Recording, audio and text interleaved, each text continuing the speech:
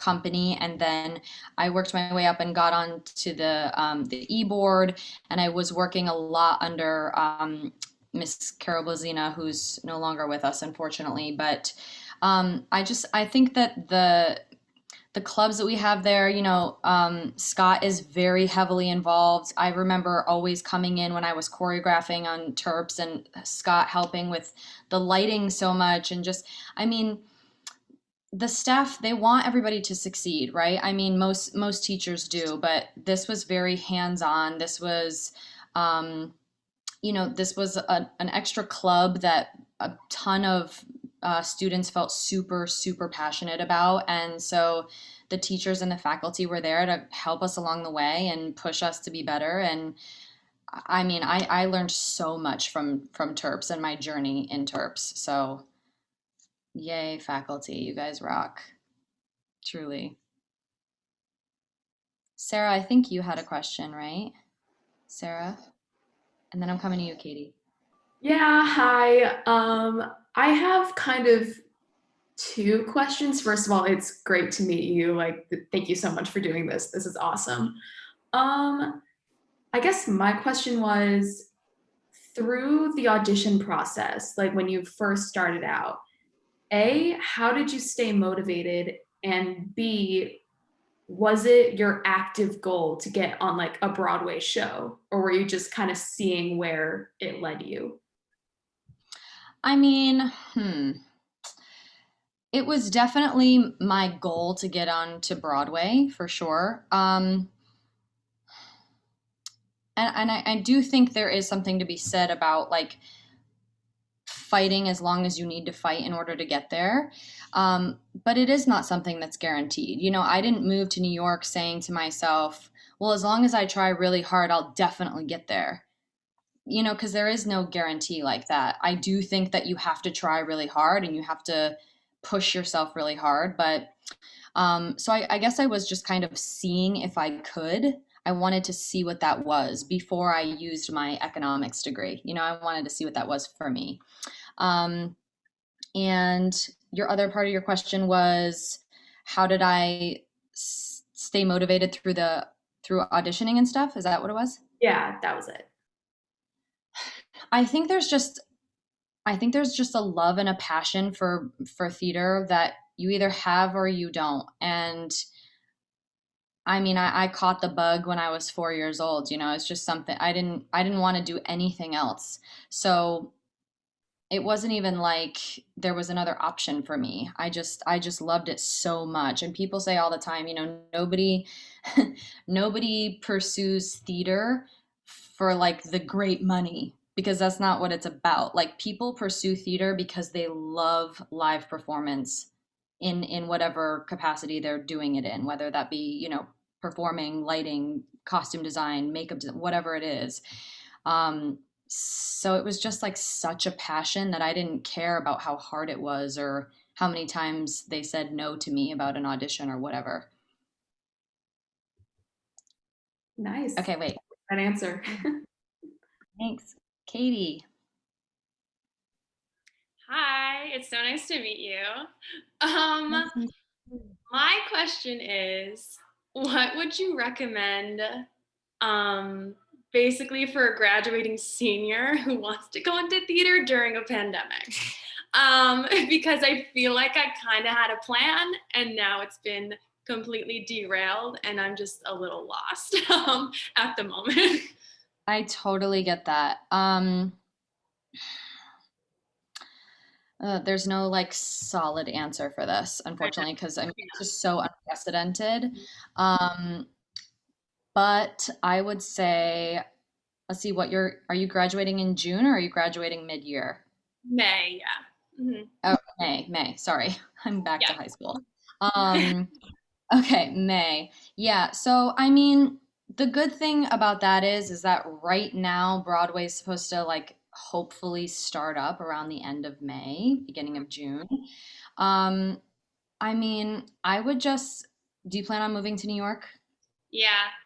Yeah, I would just move to New York and just try to start building relationships. There are things that are happening here and there in the city right now where people are, it's just dancers getting together to put together a hopeful video for people, or there's makeup artists and wig artists and people like that doing TV and film. I would just come and just try to start getting in wherever you can.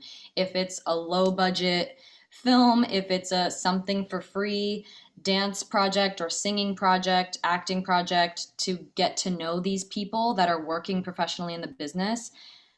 I think that's probably the best way to start. Just try to start meeting people and getting involved until auditions pick back up and things are safe for you to try to pursue the jobs. You know what I mean?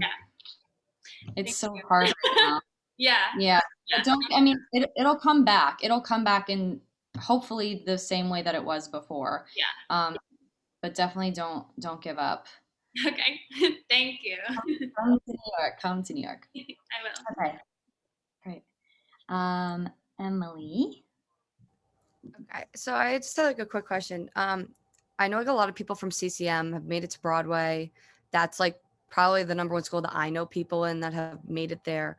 And as someone who didn't major in it, didn't go to what's considered a theater school, did you feel like you were ever unprepared or felt that you were lost in the process with when auditioning, or did you feel that your other experience helped you? Because I sometimes feel that some of those schools have like a leg up in some ways, especially with so many people that go there.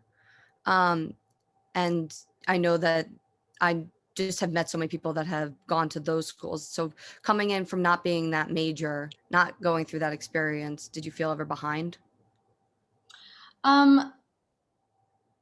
Only in the sense of relationships.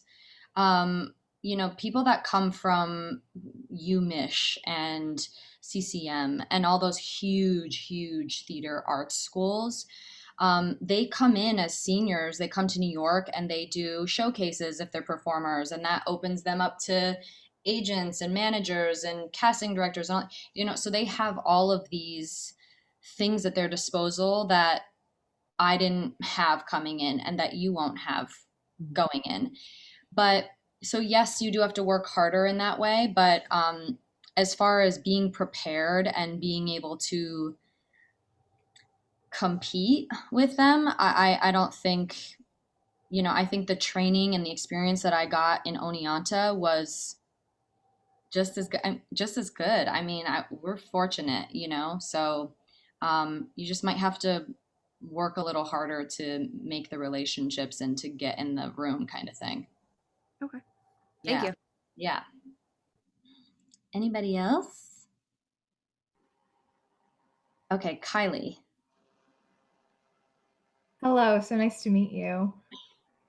I was wondering if you could talk a little bit about like having a backup plan, or like having skills that are not necessarily theater related but will also help you succeed in the field. I mean, I do think having a backup plan is very, very important. I think this time is showing us that, right? But as far as having skills to kind of help you in the business and everything, I think it's hugely about relationships and how you work in a room.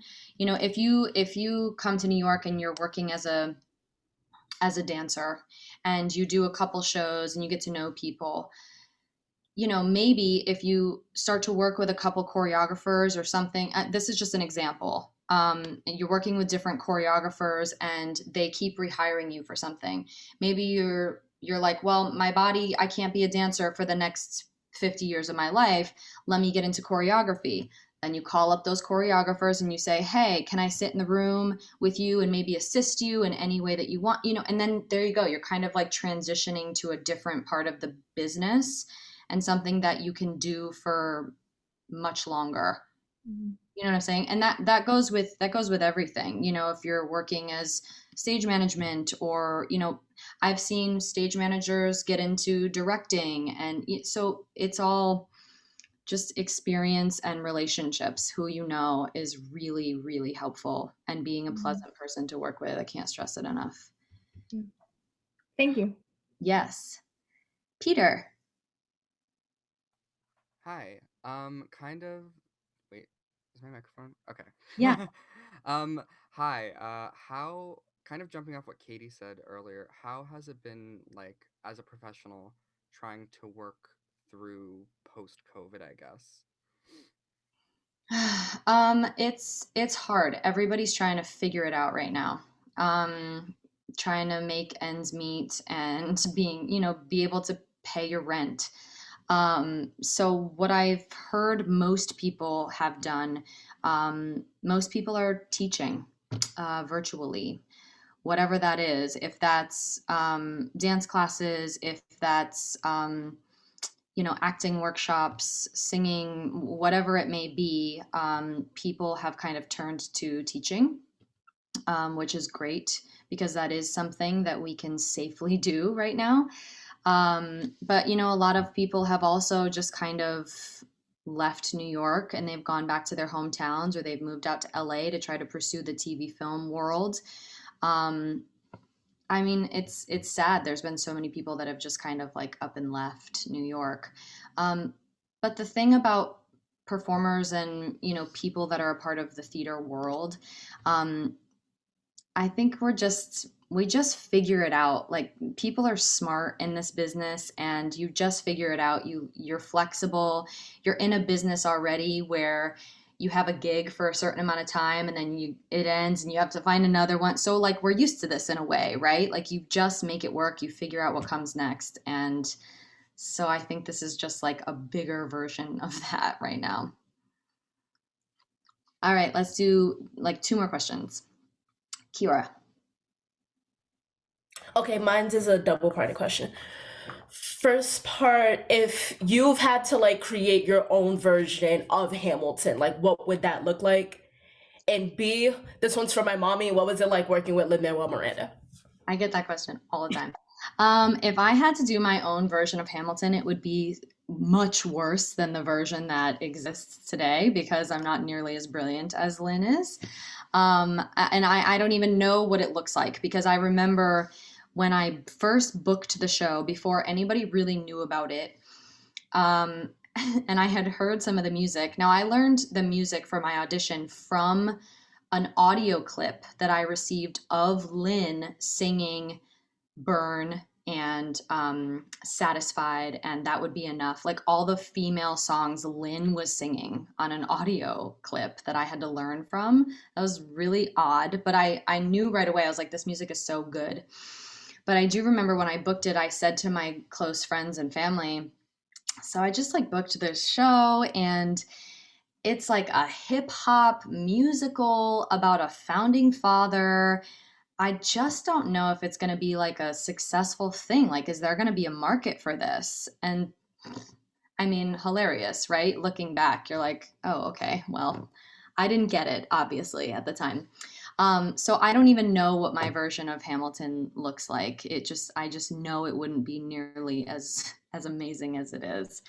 And second question again, your mom, how was working with Lynn? What was it like working with Lynn? Yeah. I mean, it was great. He's brilliant. He's funny. He's silly. He was, you know, he'd try to make people laugh backstage, which was funny because you're like doing his show and he's trying to make you laugh on stage, which is kind of unprofessional. But like, he's just that way. He's silly. He wants to have fun. And what I really love about him is that he respects the people that he has put in the positions of the different departments and what they do, what their function is, and he lets them do it. You know, I mean, of course he has like the final say at the end of the day, but the choreographer is going to be in charge of the movement, period. And Lynn will like step back and say, you know it better than me, you take control, you know. And like, every department was like that, which was really cool because it was his thing, you know. So nothing but great things to say about working with Lynn. All right, one more question. Anybody? The final. Emily. I have one if no one else has one. You played Eliza sometimes in Hamilton, right? Were you a swing or was it just understudy? And how was being, if you were swing, how was being in every different part in a show like that that's always fast paced? How did that feel? How did that work? So I was in the ensemble. So I was in a ensemble track eight times a week, and I was understudying. So I was not a swing, but I will say that I did not envy the swings at all because that show is, I mean, every ensemble track is ever so different from the next, but also so similar. And there's, pieces of parchment and quills and chairs and tables and all these things that you have to move around that come from all different places, hidden all over the set. Is just like, I honestly do not know how they did it. I think I would have had a breakdown. But I mean, even as an understudy, like I had to know my track and then I had to know the Eliza track, and just those two, I was like stressed enough as it was. It's a lot of work, and you're stepping into something for the first or second or third time with people that have done it hundreds of times and are like Tony Award winners. So it's scary, but somebody's got to do it, right? Awesome. Thank you. Yeah. Okay. I think. What do you think, Danielle? I think it's up to you. I appreciate you being on so long and taking so many questions. Of course. I know that you have limited time constraints, so I don't want to keep you on any longer. Although I'm sure that the students could ask you questions until past dinner time if they were given the opportunity. So do you have any last parting words before we go? And then Scott, let me know if you wanted me to turn over host, if you wanted to use this Zoom for your meeting or what your plans were. Yeah, we'll go ahead and continue our meeting afterwards here. It's easier than trying to transfer over to another platform. Okay, Thank I'll just give you the host. Okay, thanks. I would just say kind of similar to what I've been saying this whole time, right? Just work as hard as you can, get as much experience as you can. Your experience on any level is going to be beneficial to you. Don't give up. It's going to be hard to get your foot in the door. It's just kind of how it goes, except for very few people. And even in this time with the pandemic, just take the time as much as you can to learn and to hone your craft, whatever that may be. I hope I've helped you guys today, even in the slightest way. And thank you so much for all your awesome questions. Thank you again, Carleigh. Have a great day. You Good too. luck with everything. Thank you. Thanks, Carleigh. Really nice to see you. Thank you so much, Carleigh. Guys, Thank you. bye. Thank you. Thank you. Thank you.